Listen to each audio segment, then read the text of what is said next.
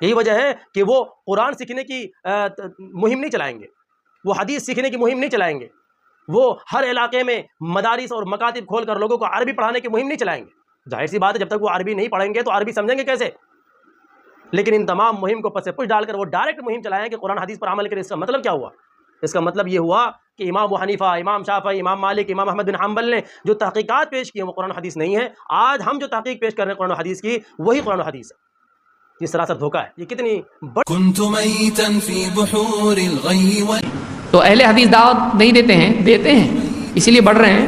کیسا بڑھ رہے ہیں؟ فرشتے آ کے دعوت دے رہے ہیں، اہل حدیث دعوت دے رہے ہیں، لیکن آپ کے جیسا ادھر رکے ادھر رکے یہاں رکے وہاں رکے نہیں کر رہے ہیں، بلکہ اہل حدیث جہاں ہے وہاں دعوت دے رہے ہیں۔ تو جدھر ایک ہو جاتا ہے ادھر انیک ہو جاتے ہیں۔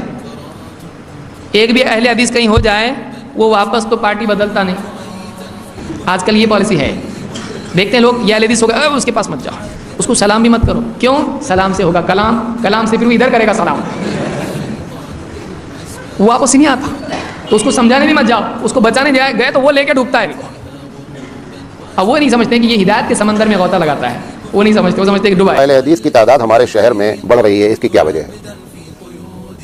اس کی پہلی وجہ یہ ہے کہ ہم بے دلیل بات کرتے ہیں، وہ دلیل کے ساتھ بات کرتے ہیں۔ پہلی وجہ ہمارے یہاں مدارس میں ہم کو فقہ پڑھائی جاتی ہے اور حدیث سے دلیل نہیں دی جاتی ہے، یہ بنیادی وجہ ہے۔ نمبر 2، یہ ایک حقیقت ہے، مجھے کہنا نہیں کہ بعض لوگ اس سے بھی ناراض ہوتے ہیں کہ آپ اہل حدیث ہیں، جس حق کو تسلیم کرو اسی جماعت کے لوگ ماننے لگتے ہیں۔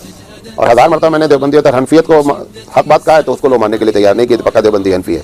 دوسروں کو اگر حق کہتے ہیں حق بات میں تو لوگ ناراض ہو جاتے ہیں۔ بہرحال لوگ ناراض ہوتے ہیں، مجھے کوئی خاص فرق نہیں پڑتا ہے۔ دوسری وجہ یہ ہے کہ بدعت اور شرک سے ایک بڑی تعداد اہل حدیث کی پاک ہوتی ہے، یہ اس کی برکت ہے کہ لوگ اہل حدیث بنتے ہیں۔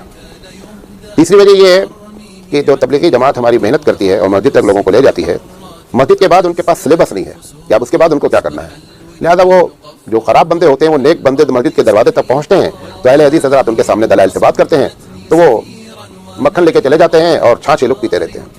یہ بھی وجہ ہے۔ واللہ اعلم بالصواب۔ ناراض نہیں ہوئیے گا بھائی۔